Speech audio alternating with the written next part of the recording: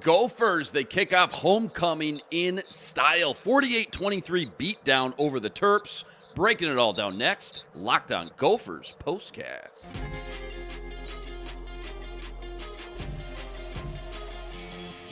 You are Locked On Golden Gophers POSTCAST, part of Locked On Minnesota on the Locked On Podcast Network.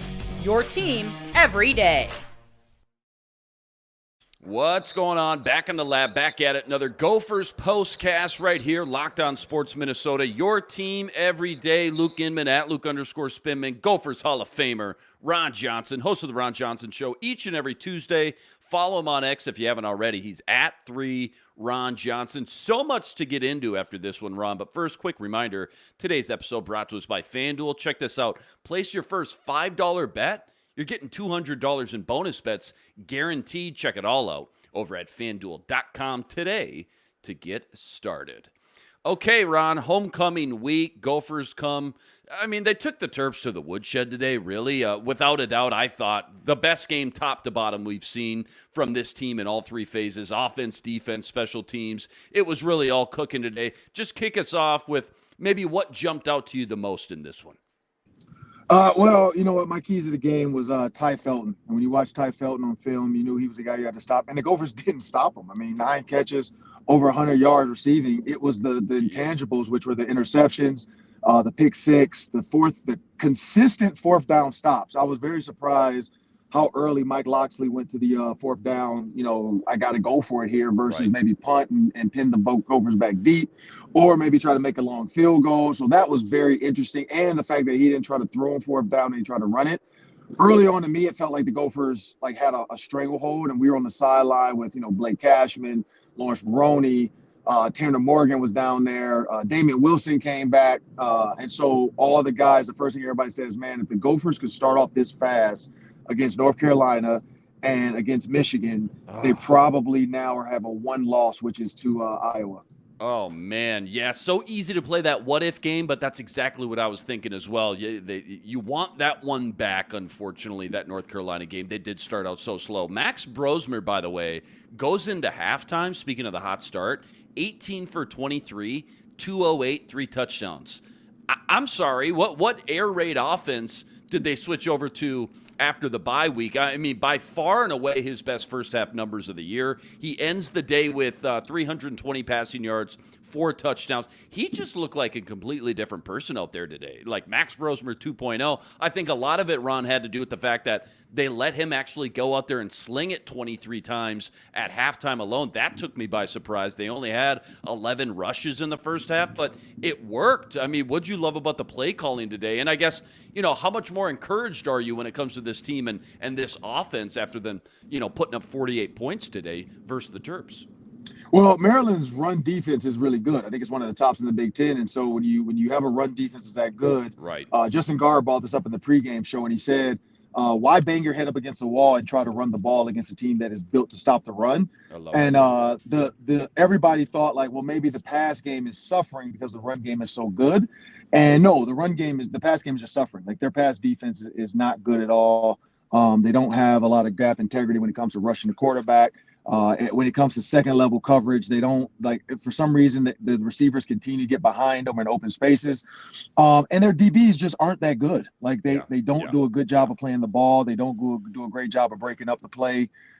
It's a lot of little things like that makes them a team that unless they're winning early, they don't know how to play, which is play from behind, because their pass defense can't stop it. And I was very shocked that PJ decided to continue to pass even with the lead.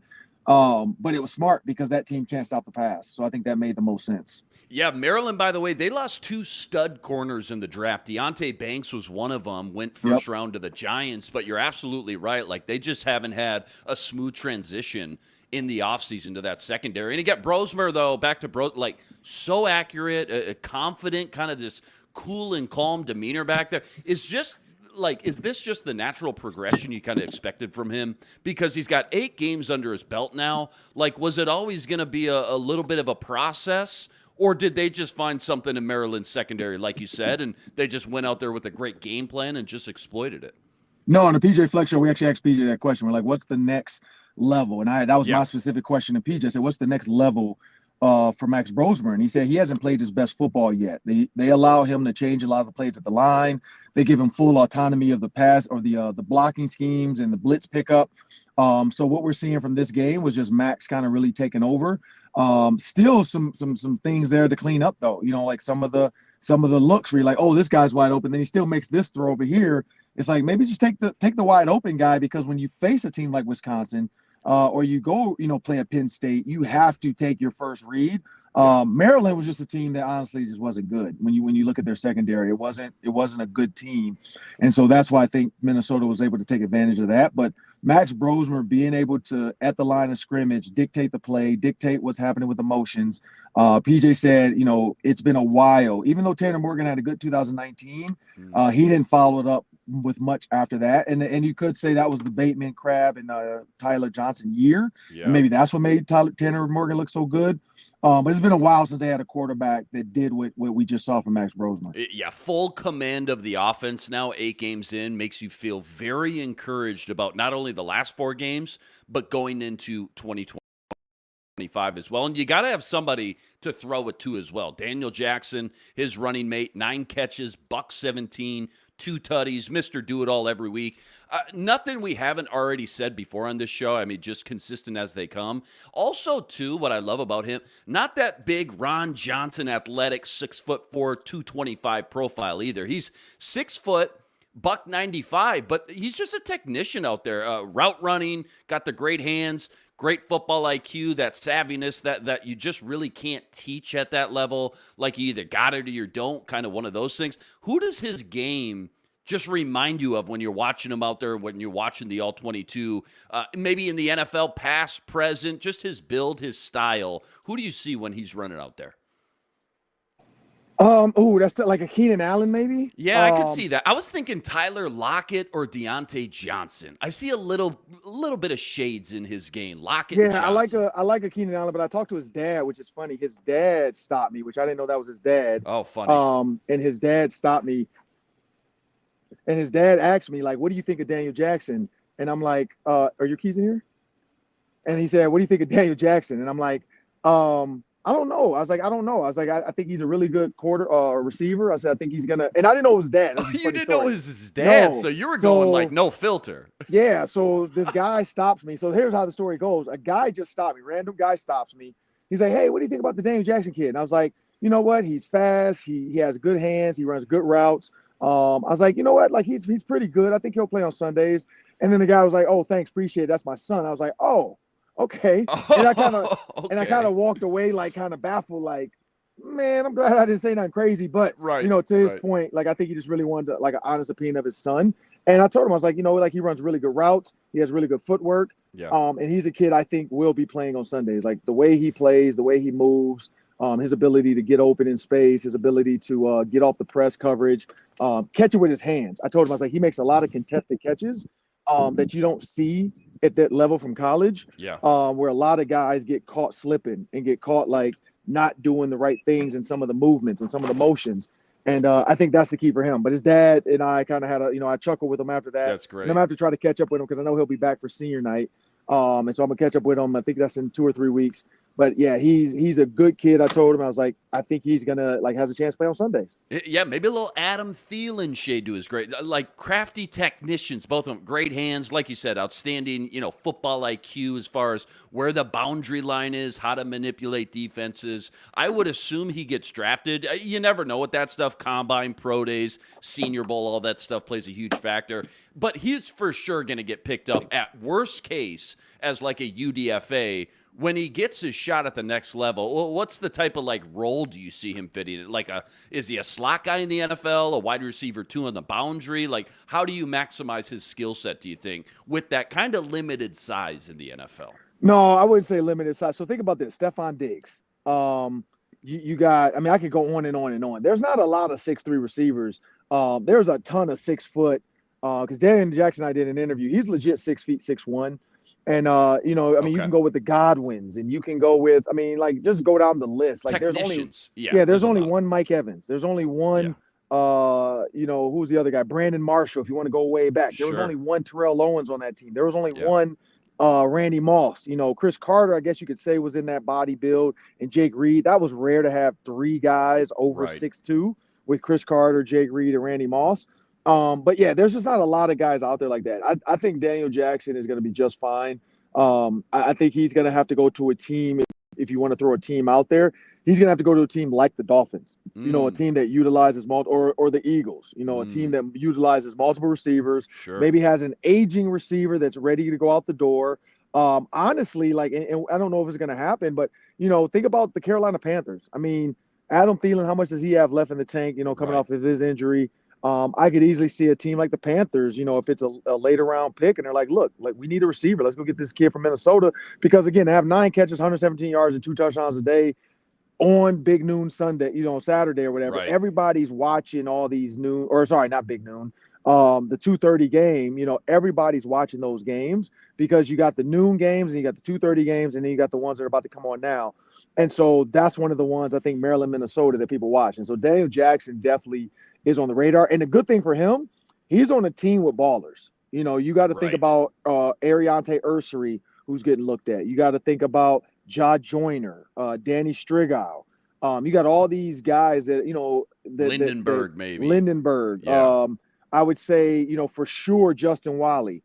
So when you think about all those guys having scouts come to these games, Daniel Jackson is putting these scouts on notice to say, hey, man, you might want to check number 9 now when you're going back and watching that film. Hey, by the way, glad you brought this name up. Mel Kiper just dropped his, latest updated top 25 prospects in college football. Ursere, the monster left tackle you're talking about, now ranked 19 in the we got a top 20 prospect in the country playing on our offensive line. His number 3 overall tackle prospect, but he's been flying up the boards lately. Some of these mock drafts, draft boards, I guess, if you will. The program, when you think back, Gophers program, they've had a lot of great offensive linemen come and go the past decade or so. John Michael Schmidt, second round of the Giants most recently, right? I know you've seen this dude up close and personal. How dominant has he been this year? And what's his ceiling maybe come draft weekend as well, you think? Yeah, I was on the field pregame today, and when you watch him just line up, he's a big kid, but he's not. And this was funny. The other tackle on the other side is bigger.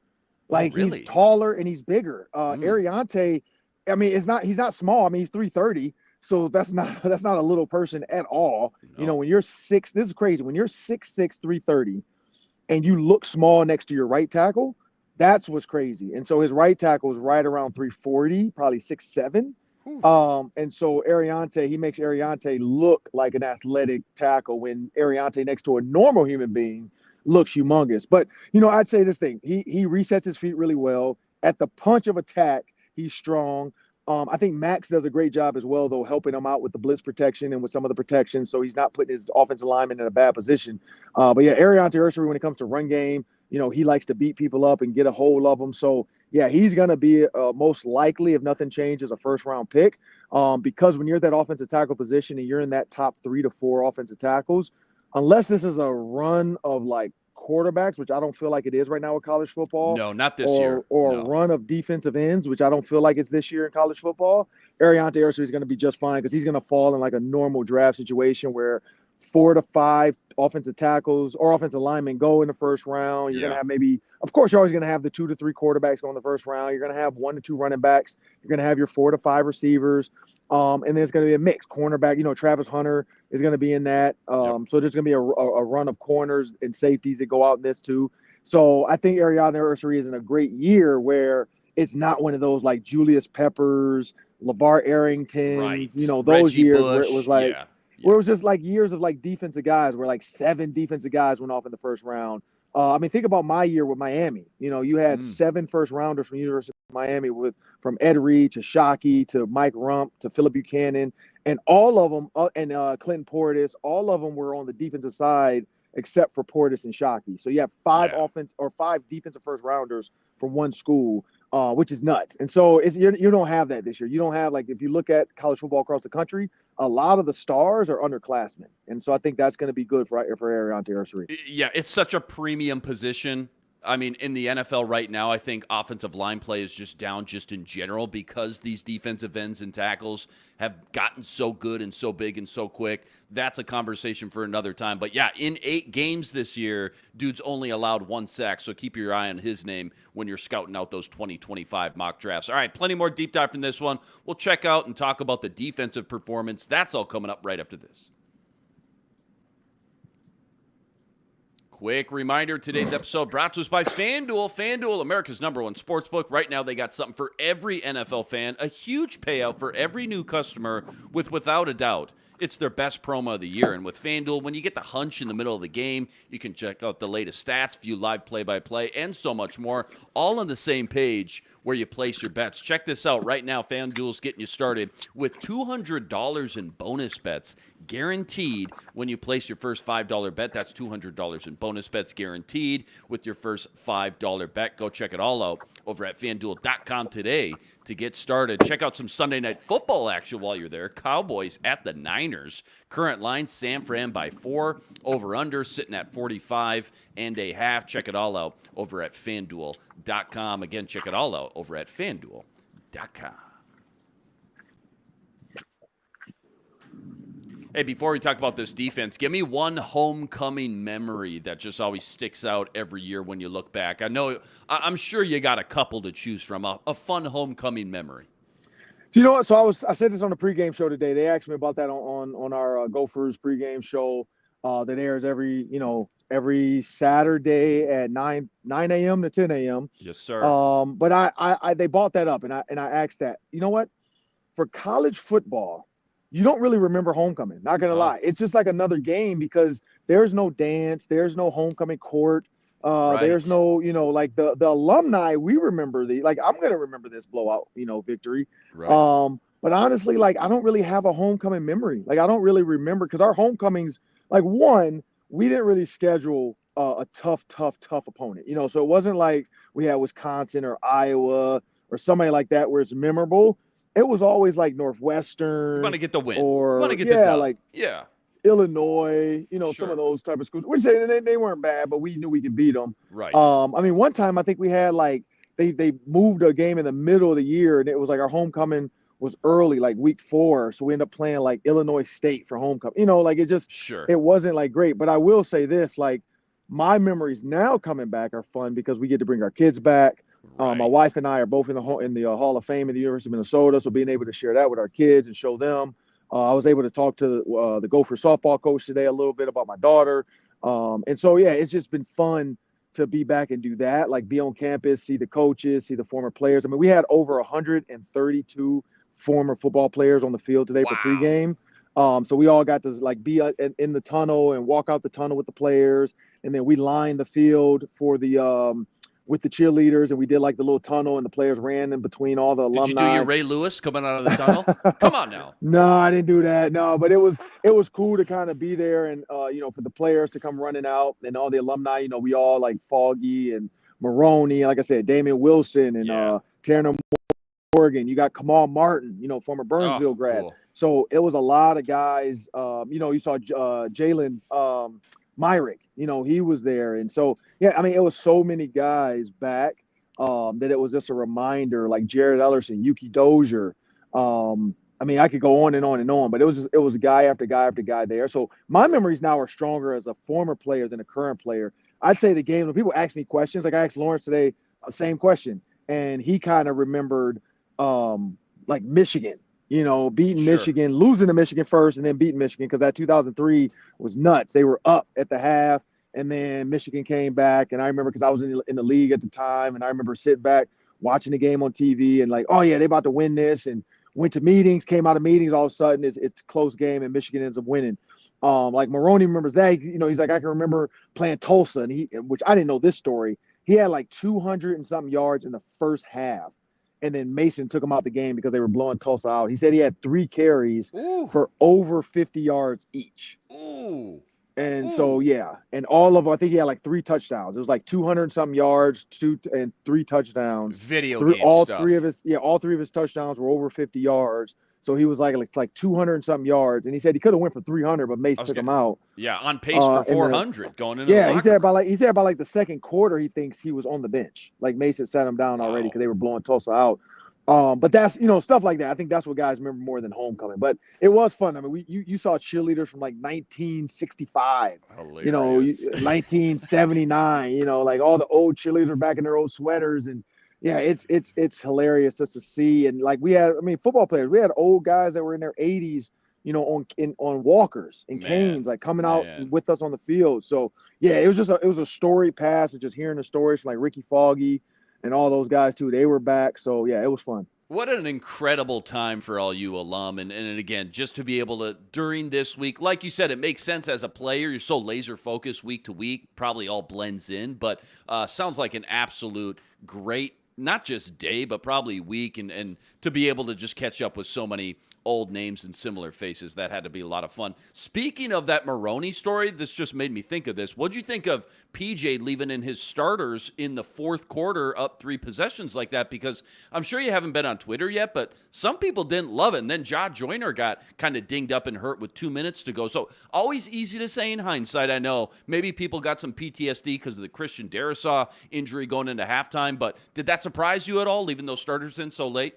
Yeah, I made a comment like that too. I think in the third quarter, I was like, at what point do you take Coy Parrish or some of these guys out because you don't want to risk injury? But here's the thing about football, man. Like anybody, I think Tom Moore, I just heard Tony Dungy tell this story because the Buccaneers did that and Chris Godwin got hurt. They were saying take your guys out and you're losing, and they were saying like be done with it. And the Buccaneers didn't do it. And here's why. So on the sideline for the Buccaneers is Tom Moore.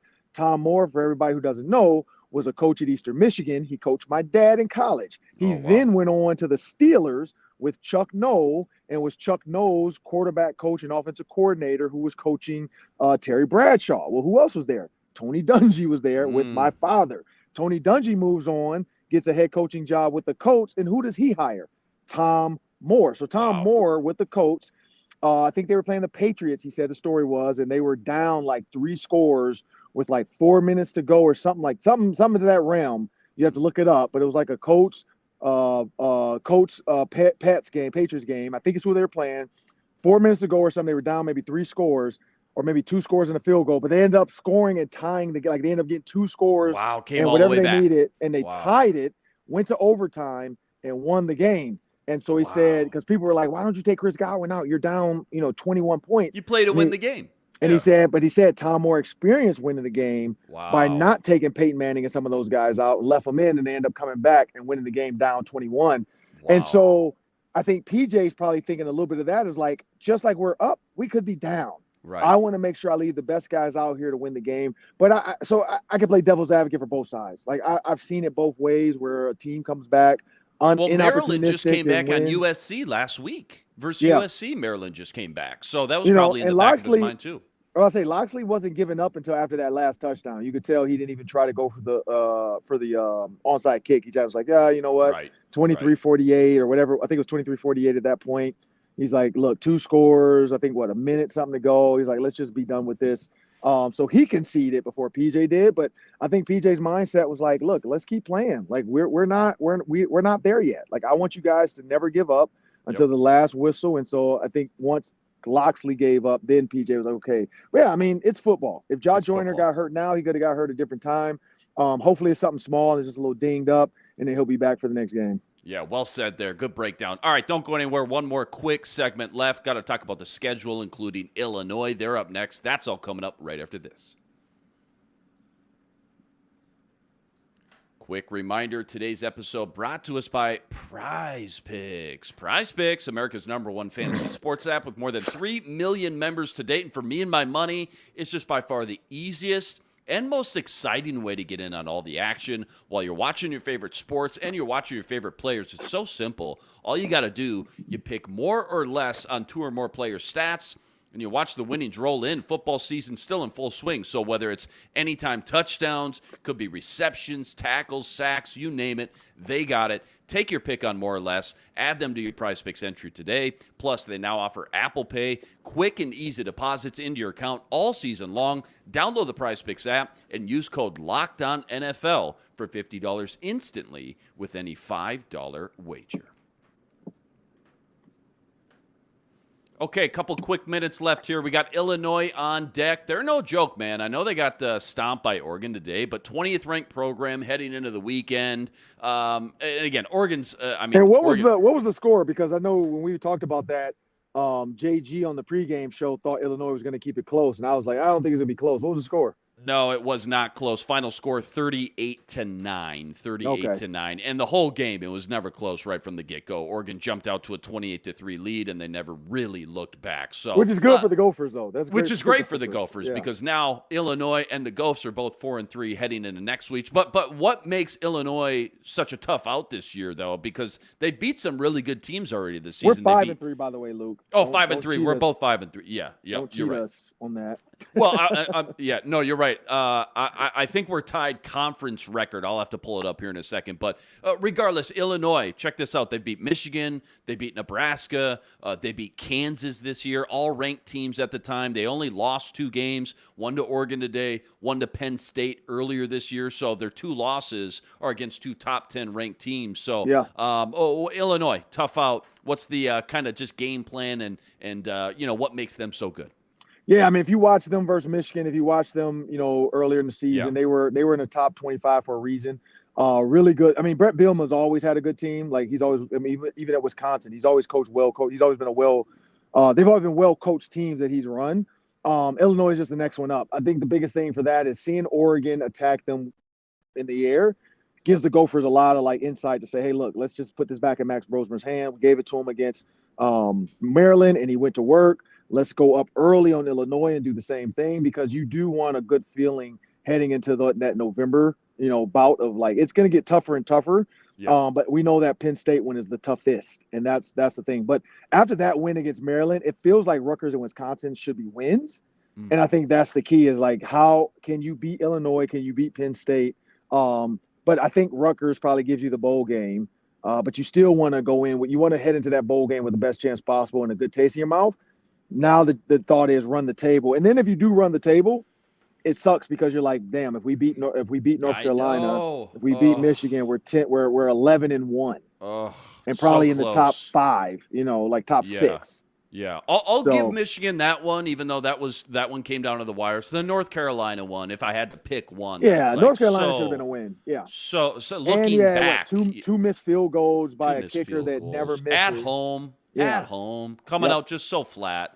Okay, here's the conference stand. Illinois and Minnesota both 3-2 in the conference. So you beat Illinois next week. Now you're 4-2 in the conference. Illinois drops to 3-3. All of a sudden, with 4 games left after that, woo, baby. Things are we're getting into crunch time, man. November college football, it's great. Last one, then I'll get you out of here. Who's your Heisman vote going to right now? If you're on the committee, you're voting tomorrow, who you giving your vote to? Travis Hunter. He's proved it on defense and offense both. It's been Charles Woodson was the only defender to ever win it. I think there needs to be another one in the Heisman house, and it needs to be Travis Hunter. I get people don't like Deion. They don't like what Colorado does. They don't like how he's doing it. He's brash. He's loud. He's this. He's that. He's sending out Louis Vuitton invitations for official letters. Who cares? At the end of the day, Travis Hunter is the guy. He is him. He is one of the best corners we've ever seen. I mean, he's not Deion and he's not Charles Woodson just yet, but he is good. And so I think he deserves an opportunity to be in that top 2 for the Heisman. And if it's my vote, I'm giving it to Travis Hunter. I'm sick of quarterback. It's kind of like you have the ball every single time. Right. Are you dynamic though? Or are you just the best quarterback? And that's what ends up happening. They usually give it to the best quarterback just because they give it to the best quarterback. I think it needs to go to Travis Hunter. It's kind of turning into the MVP vote. Like every year a quarterback wins the MVP. It's just so hard for a non-quarterback to win that MVP. Correct. A non-quarterback can win the Offensive Player of the Year, and they usually do because a quarterback always wins the MVP. Another point to Travis Hunter getting my Heisman vote as well. No, he's not Deion. He's not Woodson yet. But imagine if he played cornerback full-time. what he would look like, and vice versa. Imagine his numbers. Everybody brings up Ashton Ginty, running back from Boise State. He's got better numbers than Hunter. Well, imagine if Hunter played receiver full-time, too. His numbers would be better than Ginty, too. But that's a conversation for another day as well. Gophers dominate the Terps. Homecoming night. Final score, 48-23. They moved to 5-3 on the year. Huge shout-out to all the everydayers out there that always make us your first listen. Got to go check out all of Ron's work on X, at 3RonJohnson. Plus, got to check him out on the Ron Johnson Show. That's each and every Tuesday. Go like this video. Remember to subscribe to the channel if you haven't already. And we'll see you next place, same time, same place, November 2nd versus Illinois. But until then, signing out.